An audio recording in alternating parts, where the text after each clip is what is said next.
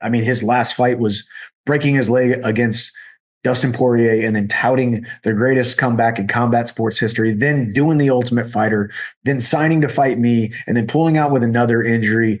That's my heart of hearts. Now, my mind, like if you were like, hey, if you're a betting man, does Conor come back? No. It is always great to speak to my old friend Michael Chandler. Of course, he is returning to action. UFC 314, Paddy Pimblett, co-main event. Michael, welcome back. How is everything? Good to see you, man. I'm excited. You know, there's a big difference between obviously being outside of camp and then in camp. Obviously, I've known about this fight, this matchup happening for a little while. Thought it might have been June, but we're going to do it in April. And now I'm excited, man. I'm right here in this seat. This is where I sit and I do my interviews when I have a goal in mind and a date and an opponent. And I'm pumped up, man. I was very disappointed with the last fight. So time to get back in there and remind the fans who I am. Absolutely. Listen, I love this matchup. Can I ask, because we heard the rumors, when did you first get presented with Paddy Pimblett as whether it was a potential opponent or they're like, hey, this is the guy, we're just figuring out the date. When did the UFC first approach you with this fight? It was a little while back, probably January. But you know, I needed to get some ducks in a row, was doing some PT from the last fight. I like to lay down a nice long 4-week foundation before I go into an 8-week training camp. But April it is, you know, so I've known, and Paddy has known, obviously Paddy threw some teasers out there, said, see you at the top of one of his interviews. Obviously this is the fight that he wanted, that I wanted, that the UFC wanted. And now it's come to fruition. So the date was TBD up until less than a week ago. So here we are in April.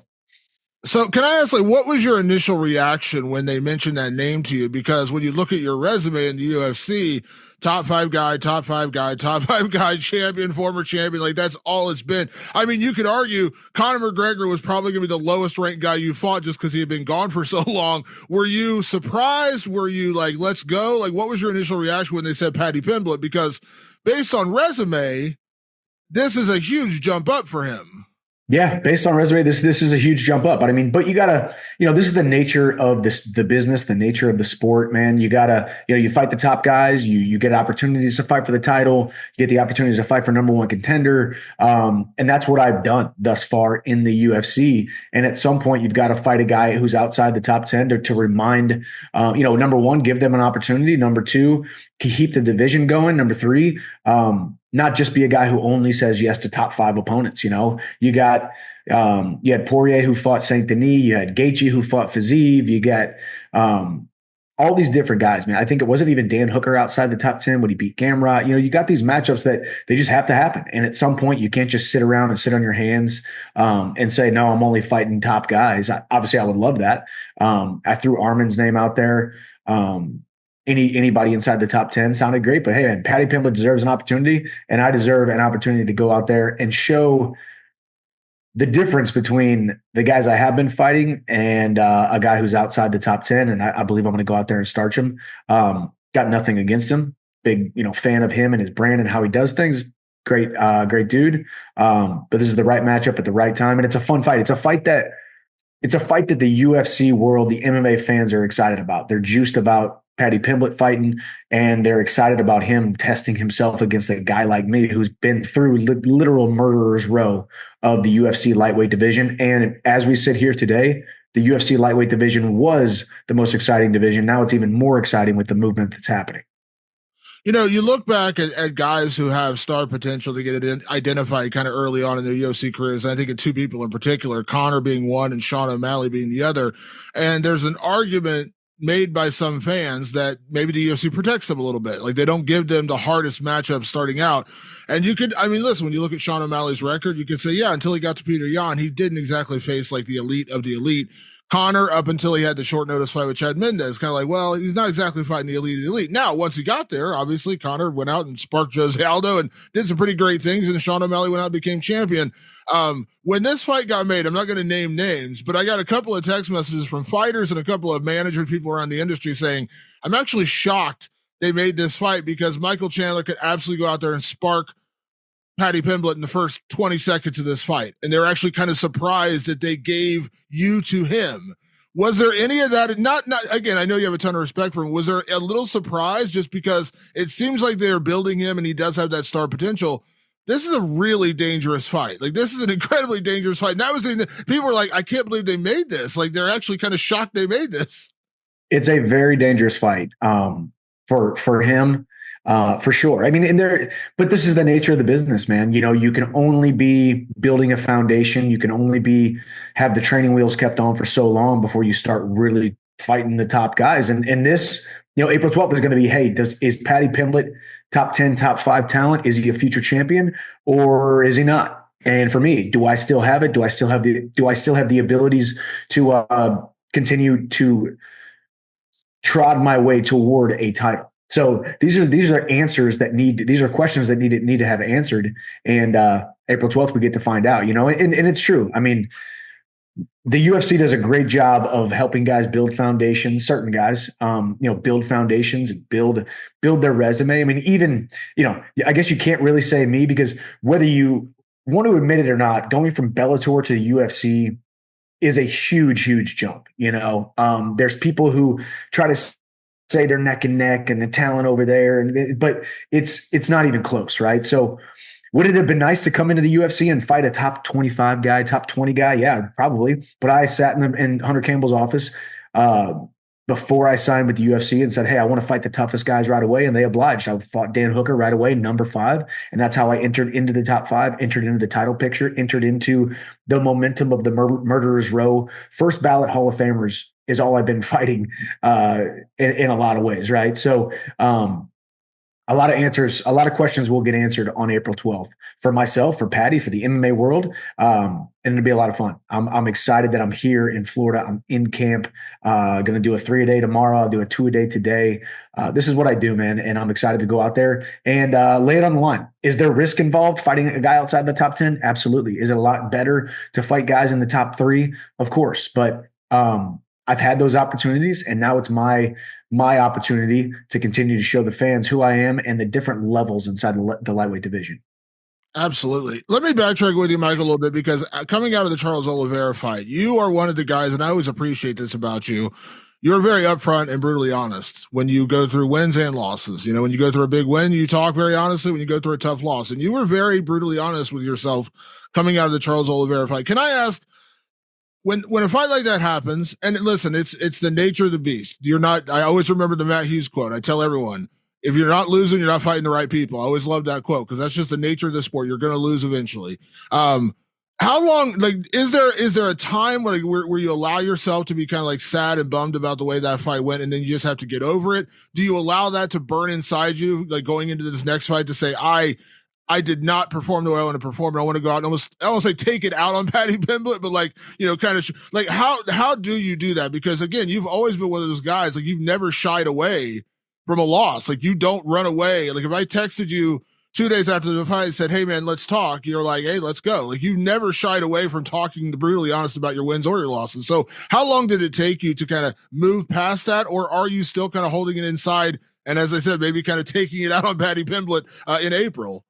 Well, yeah, number one, somebody was going to pay for the pain that I had in November. Somebody was going to pay for it because, yeah, it was the most disappointed I've ever been in my entire life, not just in fighting, but in my entire life. And then with that, yeah, I would have interviewed with you a couple days post fight. And actually, truth be told, I stayed in New York for a day or two. I think it was Tuesday morning. I was on Bussing with the Boys on the bus in Nashville, live, recording a podcast, because years ago, it was actually when I started my loss streak. I lost 3 fights in a row, 688 days without winning a fight. That first fight that I lost to Eddie Alvarez, I hid from everybody. You were calling me, Ariel was calling me, everybody was calling me, ESPN was calling me, hey, we want you to come present an award at the MMA Awards, and I wanted to hide from it. I was so embarrassed. I wasn't ready to deal with the feelings and the embarrassment and the pain of a loss. And now it's just par for the course, man. You're going to win and you're going to lose. And just like you said, what Matt said, man, if you're not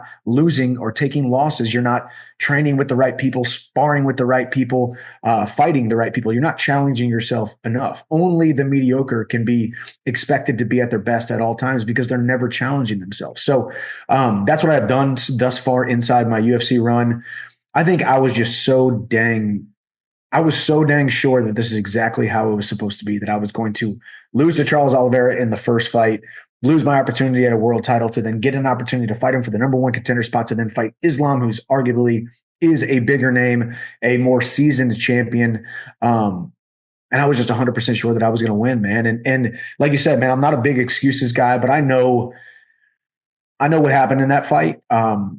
And it hindered me, and I have now healed, and we are good. And now I'm excited to go. Like you said, unfortunately, I got to take it out on Paddy Pimblett, but somebody was going to get it taken out on their face and their body and their soul months after that loss, because that was a very painful one. I got into an SUV with my wife and just cried, man. I just sat there and was just like, man, I think this could have been the last. This could have been the last one, man. This sport is hard to get a title shot. It's like catching lightning in a bottle to get a title shot in the UFC. And I felt like I squandered that opportunity, and I said, babe, this could be the last one, you know? So now I've somewhat licked my wounds, and I have a new fire about me, and cooler heads have prevailed. And I thought, no, man, this is just another loss. No big deal. We're going to move forward. We're going to beat Paddy Pimblett, and we're going to see the state of the lightweight division this summer, which is heating up. I mean, the reality is, I mean, listen, you know, I've been guilty of this before. When a guy has a tough loss, you know, we see that and we say, well, you know, maybe that's it. I've actually had this conversation with Michael Bisping before. When Michael Bisping lost, I think it was to Luke Rockhold, I was like, well, I think that's probably it. Like, he's in his later 30s. That's just probably the end of the road for him. And then circumstances happen. He gets a rematch and he knocks out Luke Rockhold and becomes champion. No one would have predicted that. And I've told Michael very honestly, like, dude, I'm sorry. Like, I thought it was done, and you went out there and did it. Dustin Poirier, you could argue, after he had that loss to Justin Gaethje, you're like, well, you know, he's been honest and said he's probably coming to tail end his career, probably not gonna wins one fight. Timing works out. He goes, so the reality is, while we can sit here and say, yes, I know it sucks to lose to Charles Oliveira, and that was not that was not your night, not your best performance. The reality is, the way this sport works, it's all about timing and opportunity. So you can't honestly say that you won't get a title shot. If you go out there and spark Paddy Pimblett on April 12th and timing works out, weird things happen, maybe you get one more, and so the reality is the title shot is still there for you. I know it's probably hard to think about that now, but like, the reality is that's how this sport works. It is exactly how the sport works. And Dustin Poirier is a great example of that, man. You know, he beat Benoit Saint Denis, who not a lot of people knew. We knew who he was because he's a tough dude, but he wasn't known by the masses. Goes out there, sparks him, and then all of a sudden he's in a title shot, you know, because of circumstances going on. I mean, even me coming into the UFC, I should have not have gotten a title shot my second fight. But Poirier said no to the title fight because he had the third fight with Conor. You know, he said no to a title fight. So therefore I was the highest ranked guy.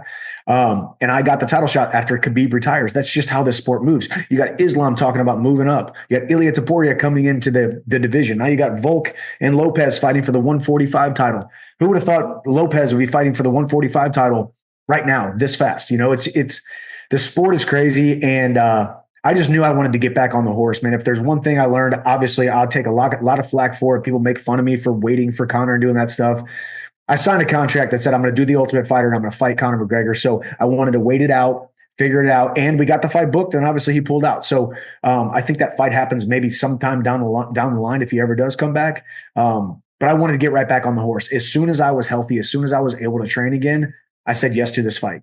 And now we're going to get back in the win column, and April puts me in a good spot with 8 more months left in the year, whether it be sometime this summer and the fall, fight 3 times this year. It's the what have you done for me lately business. And it's time to get back in the win column and do something spectacular April 12th in Miami. You can't really live with regret in this sport, just like you couldn't live with regret during your wrestling career. That's just That's just athletics. Like, you can't live with regret. You can't do that because you'll get mired in that for forever. You'll get mired in regret. But I think I heard you say this when you got this fight booked after the Charles Oliveira fight, like that layoff, like you never want to go through a layoff like that again. Like, that was because, again, you're in the peak of your career, your prime. So I'm not going to use the word regret, but like going through that and basically having to sit out 2 years waiting for Conor, is it safe to say that you will never willingly wait for a fight again just because you don't get that time back? Like, I know you said it was very valuable to you because you got to spend time with your wife and your kids, and that's awesome. But again, you don't get that time back for your career. So I think I heard you say, like, I'm not waiting again. So like coming out of the Charles Oliveira fight, ideally maybe it would have been June, but like, hey, April's here, let's just go. Like, you're not going to sit around and wait. 100%, man. An imperfect plan implemented now is better than a perfect plan implemented in the future. Get it going, get back on the horse, get going. And yeah, I mean, there's still no regret for how the whole Conor thing played out. I had all the reassurances behind the scenes that, yeah, the fight might get pushed back a little bit and then a little bit further, but I'd still signed a contract, did the Ultimate Fighter. We still need to finish the Ultimate Fighter 31. Conor comes back. He signed his name on a dotted line that said he will finish the Ultimate Fighter 31. So, will I wait for it? No, I'm moving on and I'm fighting and I'm getting after it. I'm going to stay active. I mean, you got to remind people sometimes. I signed with the UFC, and I think in a matter of 28 months, I fought 5 times.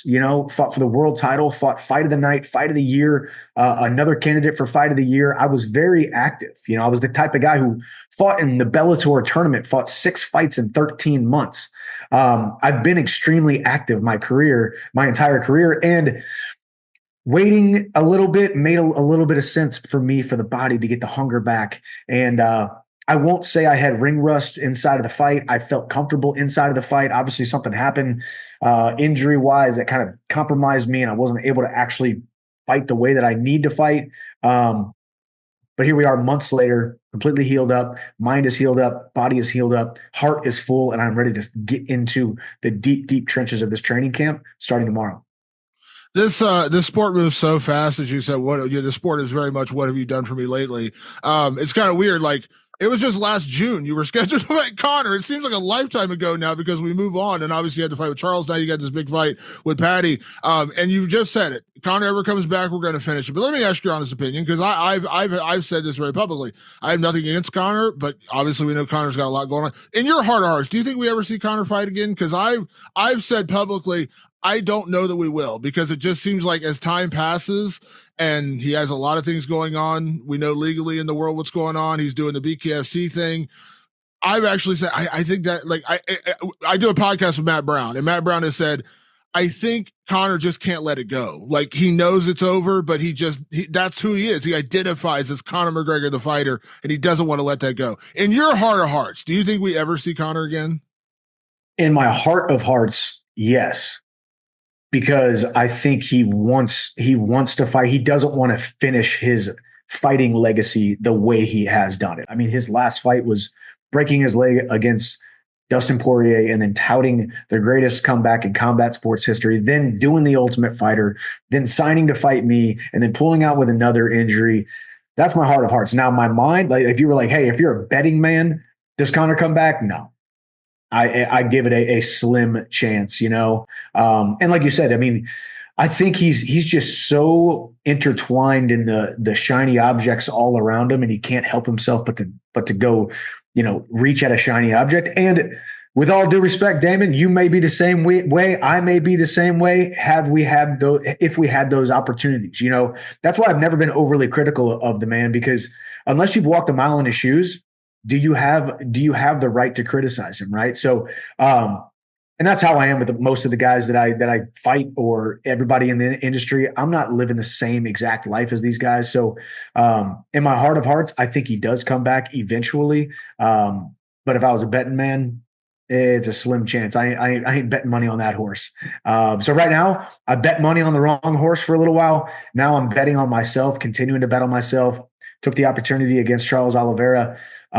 Fell short. Now I'm betting on myself again to go out there and fight Paddy Pimblett here in April. And we're going to stay active this year. And if he ever does come back, his road back to the UFC goes straight through Nashville, Tennessee, and Michael Chandler. 100%. One thing, as I said, you're always very honest. And again, I know you do keep a close eye on your division.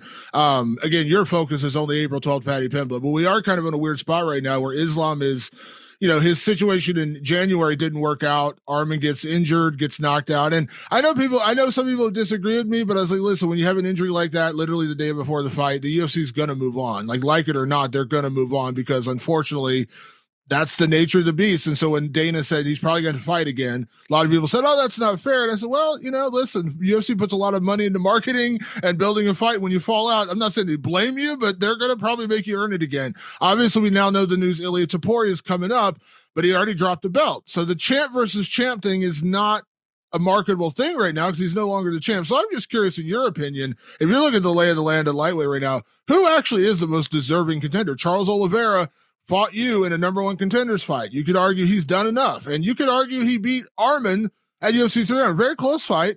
Arman got the nod, but it was a very close fight. In your opinion, Michael Chandler, who should get the next shot at Islam Makhachev? Well, we are just a couple weeks away from Gaethje versus Hooker. Obviously, similar situation. Gaethje should have fought for the title, but instead he went and fought Max for the BMF belt. So you got, I think I put it as I think Charles Oliveira has the momentum with a win right now. But if you ask me on March 9th or whatever, March 8th, I think they fight. I might say Justin Gaethje, depending on the performance that he puts together. Could even be Dan Hooker, but it's really unfortunate. I mean, when Arman pulls out of a fight the day before, like you said, I mean, it wasn't an injury. Could he have fought? I mean, that's neither here nor there. Nobody knows that besides him, and he has to live with that every day. But yeah, the UFC has every right to say, sorry, dude, you definitely stiffed us here. You're gonna have to fight again. And as you said, I think Charles probably beats Arman in a 5-round fight. So maybe you do Charles versus Arman in a 5-round fight. See how that fight goes in a 5-round fight. I mean, shoot, I'm fighting Paddy Pimblett in a 5-round co-main event. Those guys should be fighting 5 rounds. If you are anywhere near sniffing the title, you should be fighting 5 rounds. So my last fight was 25 minutes. This one will be 20, hopefully not 25 minutes. Hopefully I finish it before that, but could be 25 minutes. I'm training for a 25-minute fight. I'd say Charles Oliveira won and Gaethje 1A to answer your question. And man, we'll see. We'll see what happens. I mean, does Islam ever fight at 155 again? I don't know. He's talking about moving up. Obviously, you got the Bilal Muhammad 170 thing there, but him and JDM are lined up. Jack Della Maddalena. So he could potentially lose the 170 belt. Then that opens the door for Islam to go up, to Poirier to come in, fight somebody to become a number one contender, maybe fight for the vacant title. Who freaking knows, man? All I know is I'm getting my win in April, so therefore I'm coming off of a win. You got Poirier, who's probably retiring. You got Max Holloway, who just moved up. There's a lot of stuff going on in this division, and all I know is I want to keep the train going. I want to starch Paddy Pimblett April 12th, continue to remind people who I am, and keep on knocking on that door of that top contenders in the lightweight division. You've made an impact in the sport, Michael, when you have come off a tough loss. And again, you've faced that loss very honestly. But when we can sit here and say the Paddy Pimblett fight, I love it. I love the matchup. I think this is so much fun. But everything goes well on April 12th. You go out and spark Paddy Pimblett. Like, we still think about fantasy matchmaking for Michael Chandler. Like, I think, man, you and Max Holloway for that BMF title would still be a lot of fun. You running it back with Dustin Poirier for his retirement fight in New Orleans, that would be fun. You could run it back with Gaethje. You could run it back with Hooker. You and Moicano, that would, like, do you appreciate that even off a tough loss, people still fantasy matchmake? Because there's some guys off a loss where it's kind of like, yeah, man, like, I don't know, like, like you hear Dana say, like, guys should retire, things like that. Like, there's never, like, that fantasy matchmaking for Michael Chandler never stops. Like, I'm certainly know you're only focused on Paddy Pimblett April 12th. And again, the chips got to fall where they may. We don't know what's going on. Who wins between Dan Hooker, Justin Gaethje. We know Poirier's out there with that retirement fight looming. The possibilities are kind of endless. And you got to appreciate that's the kind of career you put together that, like, immediately we're all like, ooh, this one or that one or that one. Like, you're never in a shortage of opponents. No, man, because I mean, it's obviously it's a sport, man. It's about the X's and O's. It's about the wins and the losses, and it's about all the stuff. But it's the full package. It's the full package of who we are as athletes, man. And love me or hate me, I don't care whatsoever. I am running my own race, and I'm doing every single thing I possibly can to be the best I can every single day in my own way. And I've never not prepared perfectly with my full self. I've never not fought as hard as I possibly can with my full self. I have never taken an easy opponent. I have never taken it easy. I've never made an excuse. And I've never not fought my absolute heart out. So when you're in this X's and O's sport, but also it's the entertainment business, people want to feel something when you fight. And there is no way that you do not feel something and keep you on the edge of your seat, or standing in an arena, or standing in a sports bar, or standing to your feet in your living room by yourself, trying to be quiet because your kids are sleeping in the other room when Michael Chandler fights. And that's what I've always tried to do. And it's fun. I'm having a blast. I still love what I do. And this last loss definitely getting so close to what I thought was going to be my road to the title, and then having those dreams shattered, really lit a fire under me. And like I said, someone's got to pay for it. And it's going to be Paddy Pimblett April 12th. Can I ask? I mentioned this on Twitter the other day when the fight card got announced, which this fight card is ridiculous. I said, how crazy is it in 2025 that Michael Chandler and Patricio Pitbull are about to share a card together in the UFC? Patricio is finally getting to the UFC. He's fighting Yair Rodriguez on day one. And, it's funny because you've always been a very respectful guy, and you've never really been a trash talker. Yet somehow you've had a couple of rivalries in your past that just never seem to go away. And to his credit, even Dustin Poirier said, I don't like Michael Chandler, but I always like watching him fight. You got to appreciate that. I thought we were burying the hatchet, man. I really did. But Patricio Pitbull coming in, he did an interview with one of our guys, and he joked or not, I don't know how serious he was, but he said, I think he said something to the effect of, first time in UFC history, father and son are going to be fighting on the same card. Because obviously, can I get your opinion on Patricio coming in, and do you laugh? It's like he always tries to needle you whenever he gets a chance, because you guys have a history. I get it, but can't remember you ever saying terrible things about Patricio Pitbull. No, I'll tell you what it was, man. I mean, obviously he has a brother who fought, right? His brother is his family, right? And I think because of language barrier, because of whatever, I said something about family. And I think he took it as, oh, you're talking about my wife, my kids, my mom, my aunt, and I'm like, no, dude, I'm literally just talking about your brother. So the way I see it, man, I would love to bury that hatchet, man. I think, and this is a good segue into the past and the future, right? I think my last couple fights in Bellator, I was not happy, 100% not happy.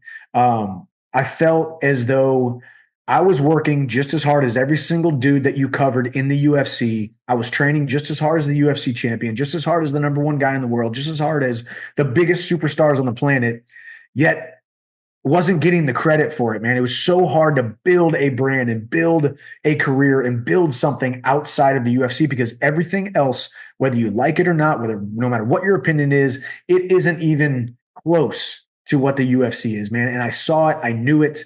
And I think some of that spilled over into some of those fights. I think I wanted something bigger. I wanted animosity. I wanted a storyline, and I stand corrected, man. I feel like I did not act within my character because of what was going on the business side / promotional side of the fighting stuff. And I wasn't just keeping the main thing, which was fighting in a cage.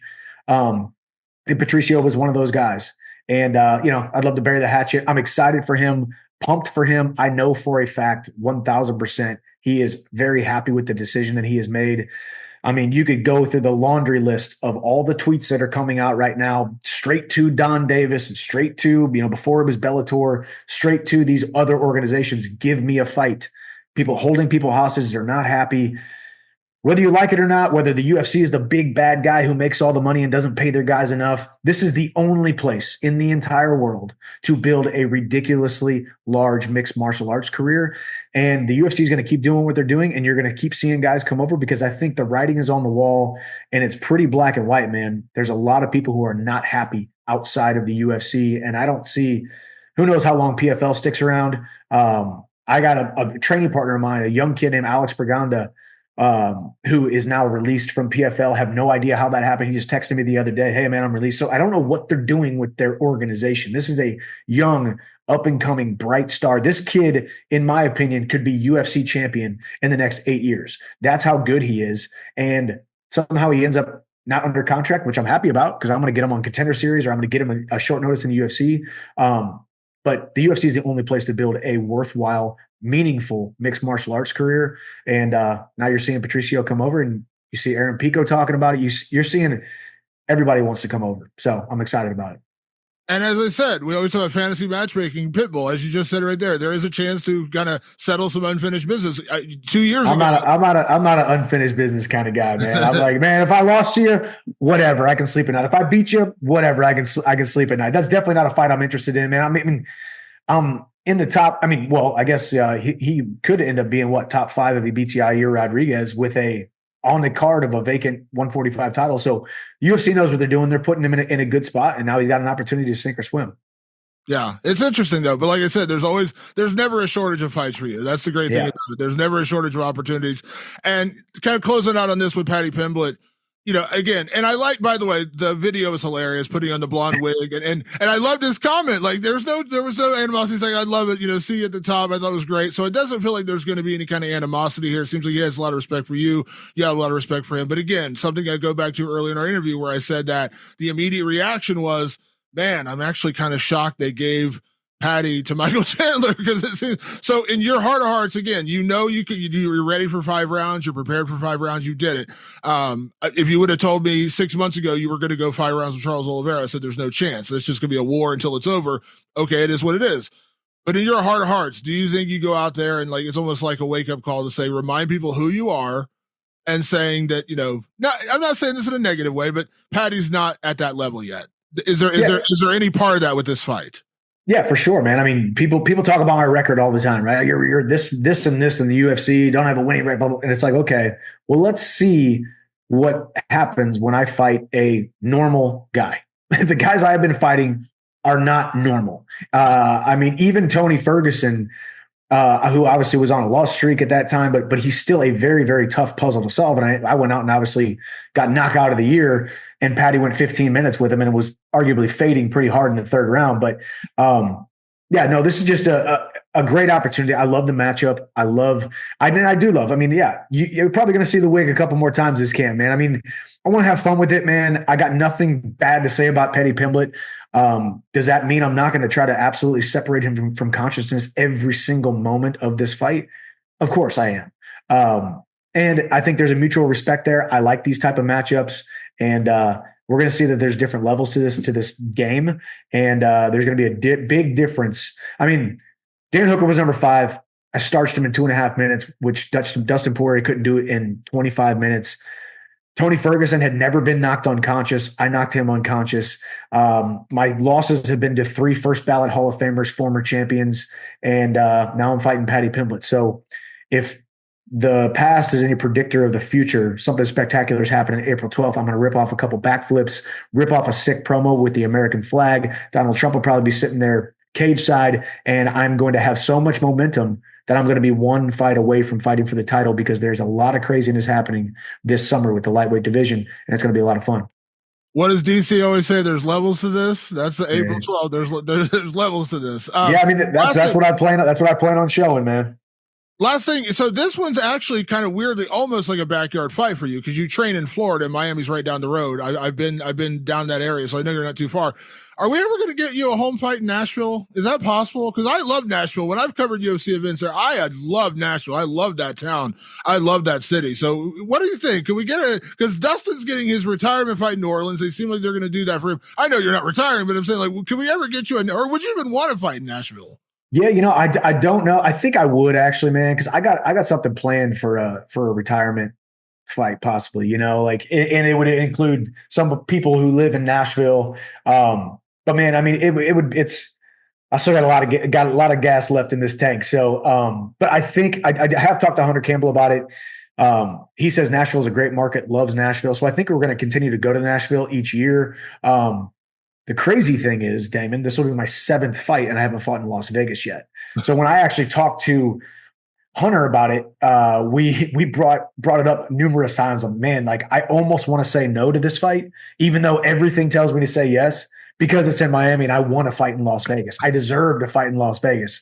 I want to experience a Las Vegas fight week. I wanted to do it on International Fight Week because that was great timing, and it was in Vegas, and it's a big card. It would have been co-main event, but here we are, man. Miami. It'll be kind of nice, actually. I'll pack everything up here in the house, throw it in a Sprinter van or whatever they got for me for transport, and I'll be at my hotel in an hour. So I'm excited about it.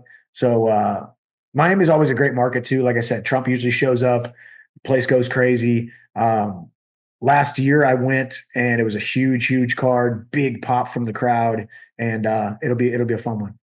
Do you notice, like, when you, like, because I know it's like, obviously President Trump being there is always a big deal. Like, do you notice that when those things happen? Like, I know you met him and been around there before, but like that is like a bizarre experience that you probably will maybe only have once in your career. Like the president of the United States sitting cage side watching your fight. Do you, like, it's got to be bizarre, right? Like, that's just like how surreal is that moment? It is very bizarre. I mean, obviously people know I'm a Trump fan, and And I just think it's cool that he shows up to the fights. You know, he'll take criticism for it because he should be working and said he's going to, UFC fight.